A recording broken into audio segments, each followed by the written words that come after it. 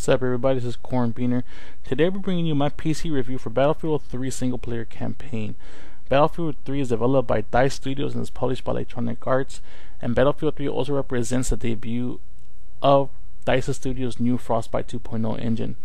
Battlefield 3 begins with our main character, Sergeant Blackburn, being interrogated by the US government. As it appears that Sergeant Blackburn has committed actions that he thought would benefit the greater good, and now the US government wants to know exactly what that greater good is.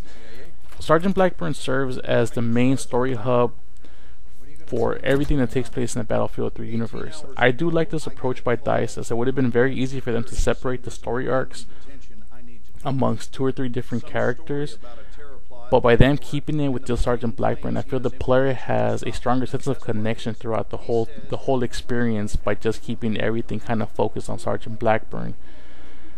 Throughout the stories that Sergeant Blackburn will be telling the U.S.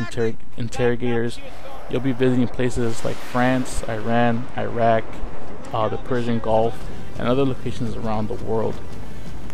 As you're doing battle around the world to discover some of the answers to the questions that the US interrogators have for Sergeant Blackburn, the player is treated to what has pretty much become standard fare as far as controls go for a first-person shooter. WASD controls your movement, and your mouse controls, your aiming and your shooting.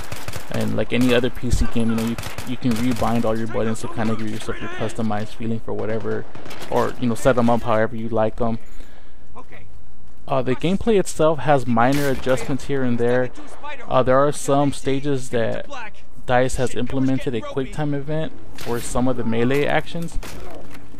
And I like the way they scripted this because they didn't overuse this QuickTime event sequences in some of the levels, which would have been very, very easy for them to do. As it stands, you kind of don't know when these QuickTime events will take place, and sometimes you can be kind of caught off guard and probably even catch a cheap death because you don't even know these things are coming.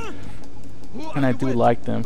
Also, the story plays out with most of it being played out on foot, but there will be a few stages where you're controlling vehicles. In one stage you'll be piloting a tank, in the other stage you'll be co-piloting a jet fighter. When you control the tank, the controls have this very heavy feel to them. It's not sluggish, it's not slow, it's just very, very heavy, kind of what I think you would feel if you were to pilot a tank. And when you're doing the co-pilot sequence in the jet fighter, they're very fast, very agile, very, I guess, necessary for what you would need when you're out there, doing dogfights up in the air against other jet fighters.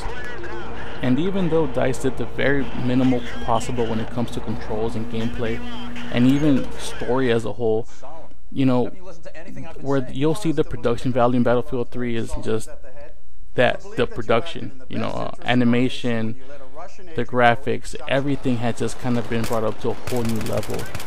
DICE finds himself in a position that a lot of developers find themselves in right now, and that's playing that David to Call of Duty's Goliath.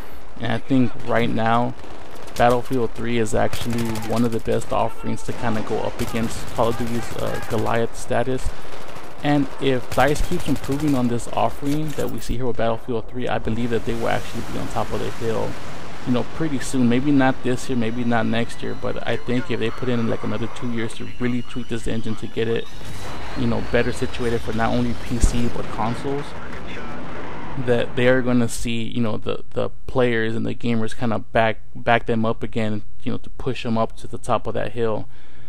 And with that, we're going to transition over to, I guess, PC. All of the footage that you see here in my video review was captured on my computer, which ran me about $700 when I built it. And when Frostbite 2.0 was first announced, everybody thought, oh my god, I can't play Battlefield on PC because it's going to cost like $2,000 to play. And that's not the case. My game ran this game at 1680 by 1050 with everything set to high minus the shadows, because I always turn them off. I just don't like the bandwidth that they suck up, and my frame rates never drop below 30 frames per second. And the only time it actually did is when I captured all this footage with fraps at 30 frames a second, but just regular gameplay never dropped below 30. So with that, the game, everything is going to get a 4.5 out of 5.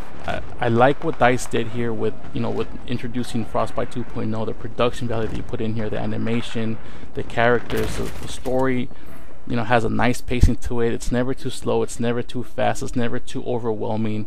You know, it doesn't feel cheap. It doesn't feel like you're going in for a cheap thrill.